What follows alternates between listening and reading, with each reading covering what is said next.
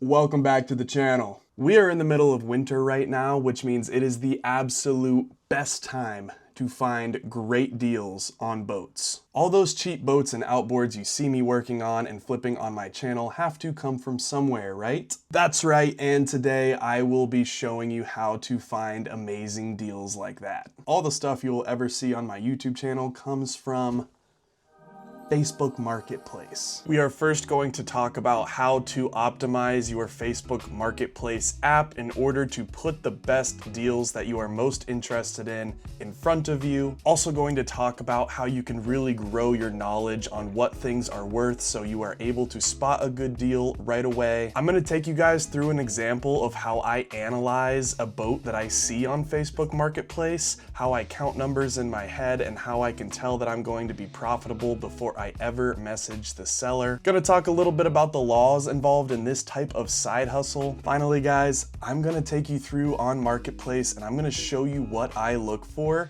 and some tricks that I have that allow me to find amazing deals before other people do. Stay tuned and we're gonna talk about a lot of good stuff. So yeah, let's jump right in. All right, guys, and here we are inside Facebook Marketplace. I'm willing to bet most of you who clicked on this video already know what Facebook Marketplace is, but in case you don't, it's really just an extension of the social media app Facebook. You do have to have a Facebook account to get access to this feature, and this is really all it is, guys. It's just a place to buy and sell used items from people that live close to home. First thing you have to do, obviously, to find deals that are worth buying is you have to set your location. Obviously, I have mine set to Central Ohio, where I live, and I have about an 80-mile radius set. And you can set it closer if you don't want to go on long trips, or you can set it further if you're willing to drive a good distance for the right deal, which I am. All right, the first thing you have to understand about Facebook Marketplace is that it has an algorithm that decides what items to show you. As you can see, I'm scrolling through this and I'm seeing a whole bunch of boats and outboard motors because that's really all I'm interested in. And how does Facebook know this? Because that's really all I interact with. The first time you open Marketplace, you're really just gonna get a whole bunch of everything, and then it's going to learn from what you click on, what you save, stuff like that, and it's going to show you more of that, depending on what you're looking for. And in my case, I want to see boats, I want to see outboard engines. That should be all I click on. The more window shopping you do and clicking on stuff you're not actually interested in buying, the worse your algorithm's going to be, and Facebook's not really going to know what you're interested in. Yes, I would love to click on this sweet looking mini bike for $250 and see what it's like, but the second I click on this, my algorithm is going to show me more mini bikes, and I don't want that.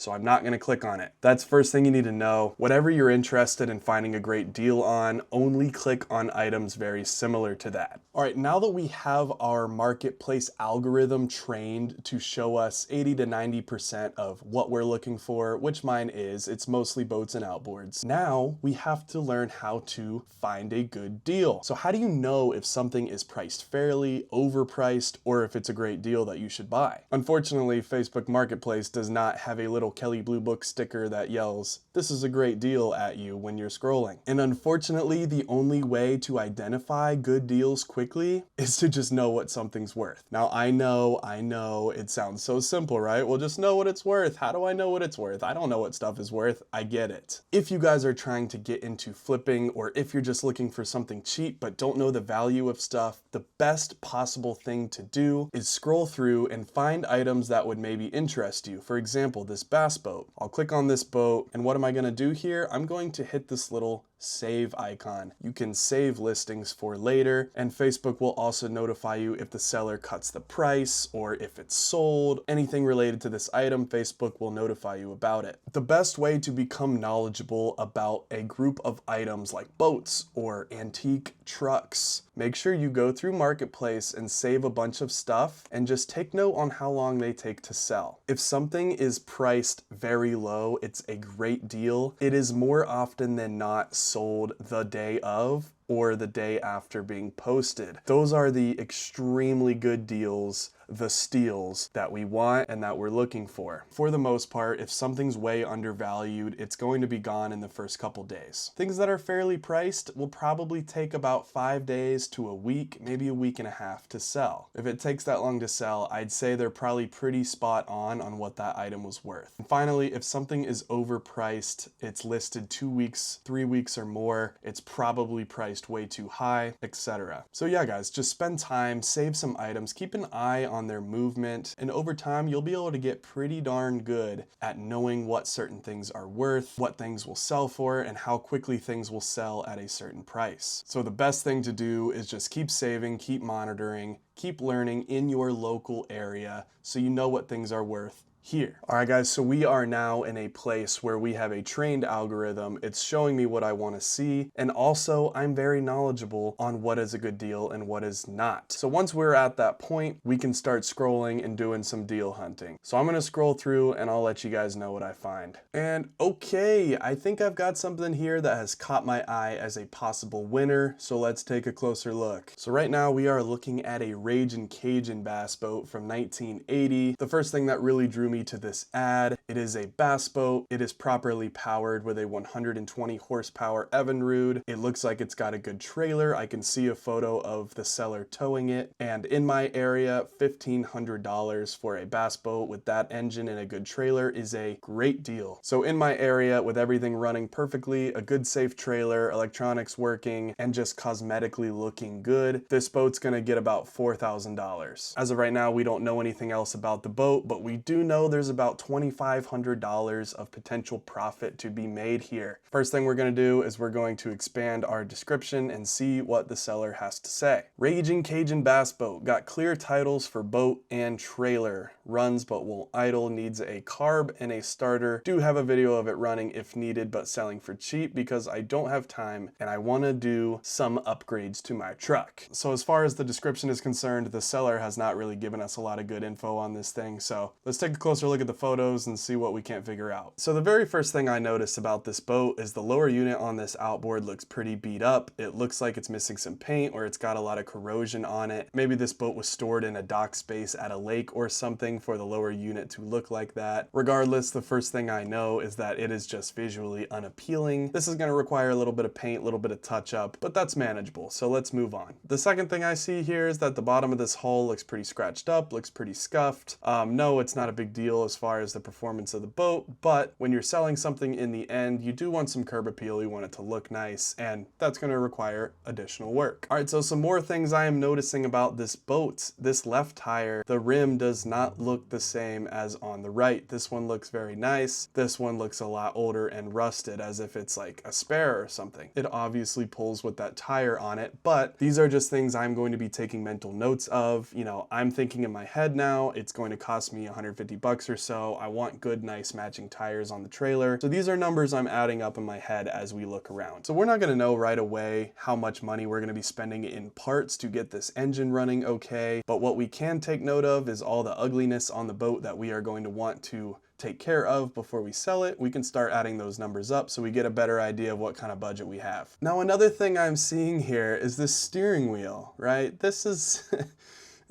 this is not a stock steering wheel for a bass boat. It feels like a Boston Whaler saltwater center console type of steering wheel. This is not a bass boat steering wheel. Some people may not care about that. To me, I don't think it looks good, and I would want to put a proper bass boat steering wheel on this thing. I see them all over Marketplace for 50 bucks or so, so we'll write that down as well. Moving on here, the outboard, you know, it's from 1980. You know, you can't expect perfection. It's overall looks in decent shape. I don't see any cracks on the cowling, so at most, just some paint touch-ups and it should be good to go. So now we're getting a little bit of a look at the inside of the engine, which is great. We love engine photos. So in his description here, he says it won't idle, needs a carb. So this is something that I'm going to want to clarify with the seller.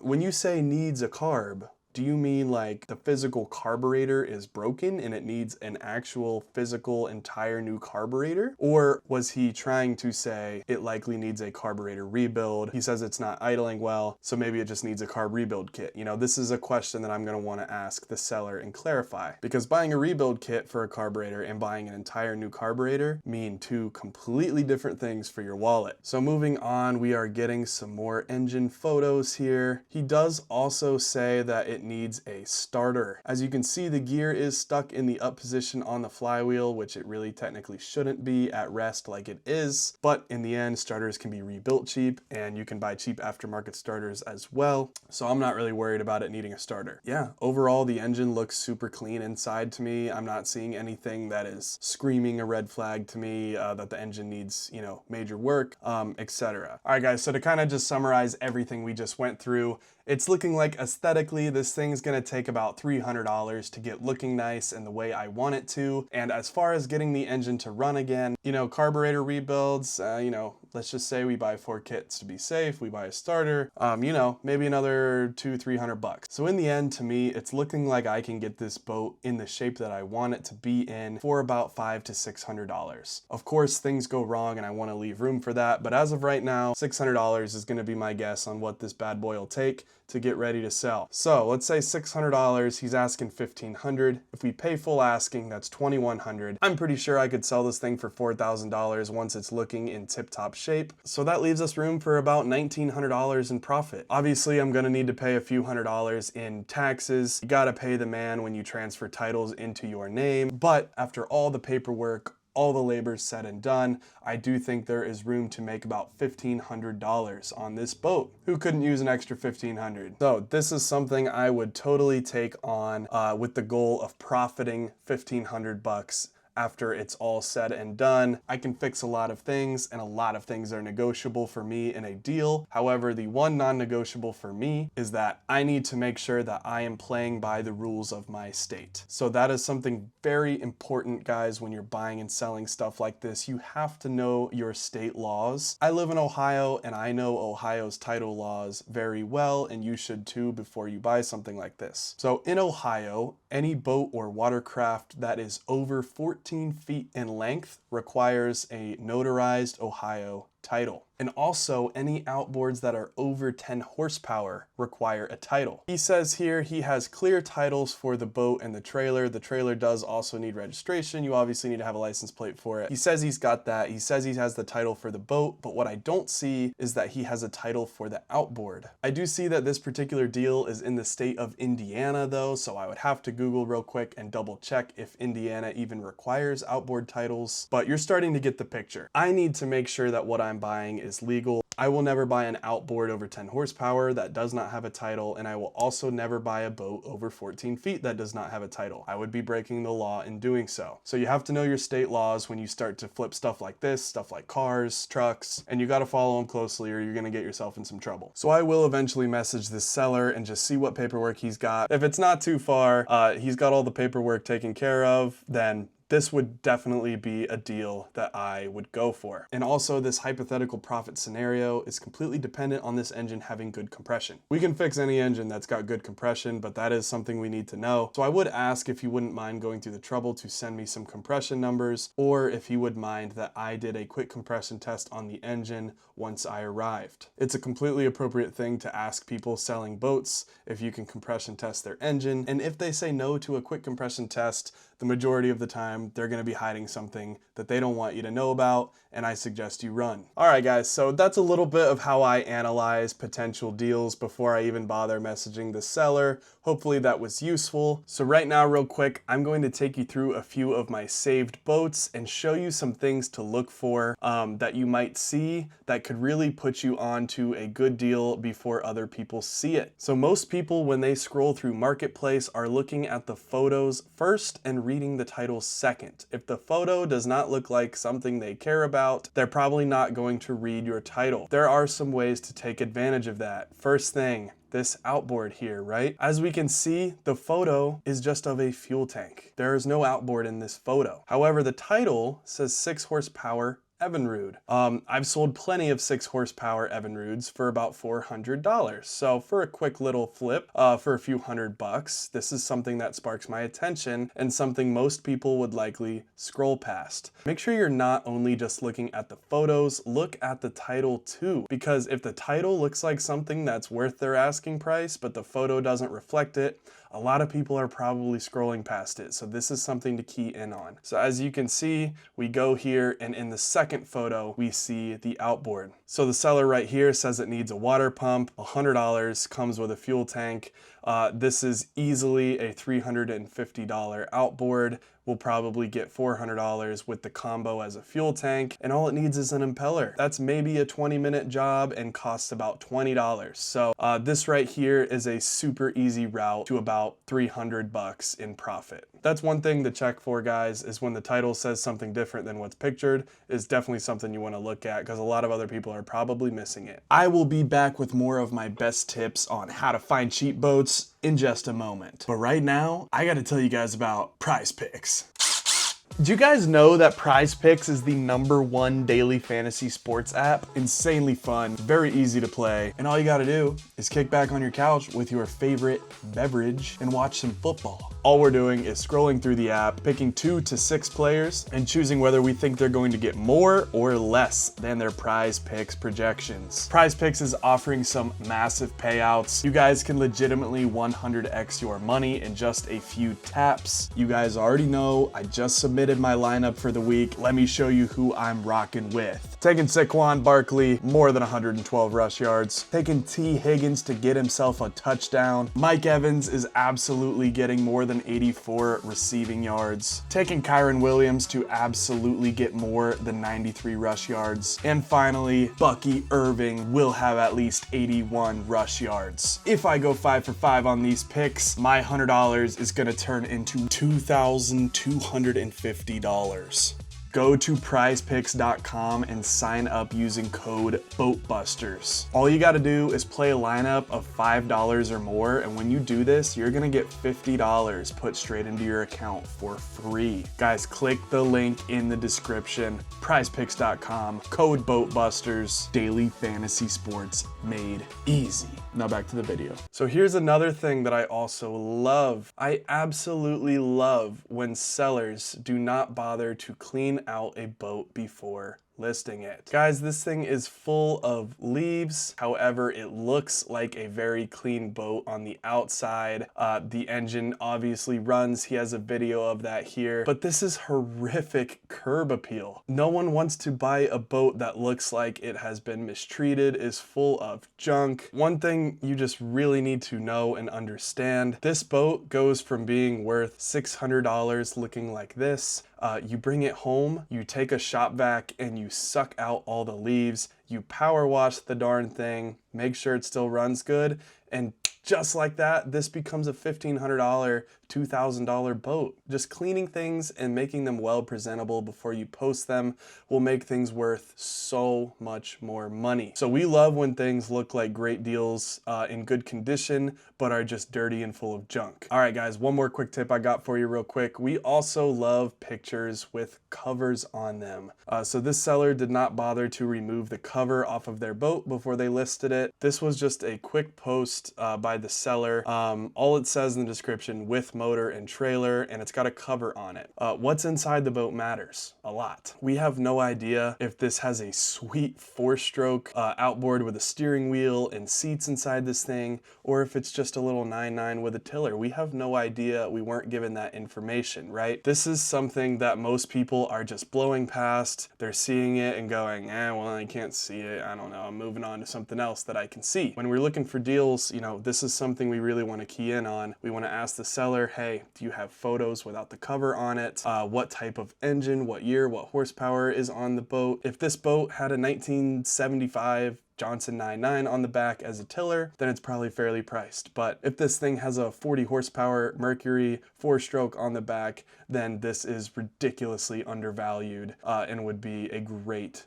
flip opportunity. So when you see stuff like this just with no real information on what the boat has from the photos, nothing in the description. Definitely message the seller and get that information, because this could be a diamond in the rough that most people are just blowing right by. So another thing that you can do to give yourself a great advantage and a lot better chance of finding good deals when they're first posted is you can go over here to buying, and you can go to this tab called Your Alerts. That's right. You can set up alerts on Facebook Marketplace for key items of things you are interested in. As you can see, I've got a couple alerts set up here, the word boat and outboard boat motor. And whenever an item is posted on Marketplace with that keyword in the item title, Facebook will send you an alert. Say, hey, there's a new boat that just got posted. Come check it out. I will get an alert straight to my phone and I will immediately go and check it out. So yes, I am getting alerted every time someone in my area is posting a new boat, and I will make sure I am the first one to see it. Now, this is going to maybe make some of you upset. I might get some mean comments on this is why I can never find cheap boats. There are always going to be people that hate flippers in any industry, right? House flippers especially. And to those people, I say, this is America. There are infinite opportunities for making money in this country. If you don't like the way people play the game, you should move somewhere that gives everyone the same free stuff and hard work doesn't earn you anything. But in this beautiful country of the US of A, there is infinite money to be made and winners win. So I do regret to inform those of you living in Ohio, you have to compete with me and I wish you the best of luck. Jokes aside, guys, no, I've missed out on plenty of deals. Others have got them first. It's all part of the game. And as they say, don't hate the player, hate the game. But I have one more thing to say. And this final thing is the most important thing you have to do in order to secure deals before everyone else. I cannot stress enough how important this is. When you find an item that you really like, Facebook Marketplace is going to default your first message to, "Hi, is this still available?" Never send that message. If you've ever sold anything on Marketplace, you know how incredibly annoying this is, because everyone does it. 99 times out of 100, if something is posted and an ad is on Marketplace, it's still available. You don't have to ask if it's still available. This is what you need to send instead. I have cash, I'm very interested. Then and only then should you ask your questions. Put yourself in the seller's shoes for a moment. Out of nowhere, 50 people hit your inbox. 49 of them say, "Hello, is this still available?" And one person says, "I've got cash. I'm interested in your boat. I'm free tonight. I can be there. I just need this one question answered." Who would you rather respond to? Even if it was not the first message I got, I would rather respond to the guy that sounds motivated, he's got the cash, etc. Sellers do not want a bunch of tire kickers where they're not sure on their motivation level to actually buy the item. You will always get more responses from sellers when you say, "I've got the cash. This is what time I can be there. Highly motivated. Could you answer this question for me real quick?" They will choose you every time over the guy who even messaged them 20, 30 minutes earlier than you saying, "Is this available?" And on top of that, another great way to ensure they respond to you and they keep talking to you and they choose you over other people is by communicating clearly. Anyone who's been on Marketplace for a long time knows that 95% of people on that freaking app cannot speak a coherent sentence to save their life. You will stand out among the crowd by communicating with the seller clearly, being decisive, spelling things properly. And I'm not joking about that either. Again, put yourself in the seller's shoes. They are going to be meeting up with a complete stranger, and the seller is now choosing a person that they want to meet face to face, most likely at their house or somewhere close to home. They are not going to choose the person who is maybe being a bit rude or is typing words like they are spelling at a first grade level. It's not all just about money. Sellers are also most likely looking at your Facebook profile. They are seeing, do you look like a good person? Are you someone I feel safe with coming to my house where my family lives? These are all things that you have to pay attention to. You have to know. It's not just about offering the most money for something when you're trying to buy an item. A lot of it is just being respectful, being a good human, and making the seller feel safe in making a deal with you. Very, very important. Okay, guys, but after that rant, I would also love to hear in the comments some of the funniest marketplace stories you guys have, because it is a crazy jungle out there. I'll definitely put the good ones toward the top. But thank you guys so much for watching this video. I truly hope you learned something today. Any questions, anything, drop them in the comments. And if you want to see more videos like this in the future, would love it if you hit that subscribe button for me. Thank you guys so much. Hope you all had a very Merry Christmas. Thank you again.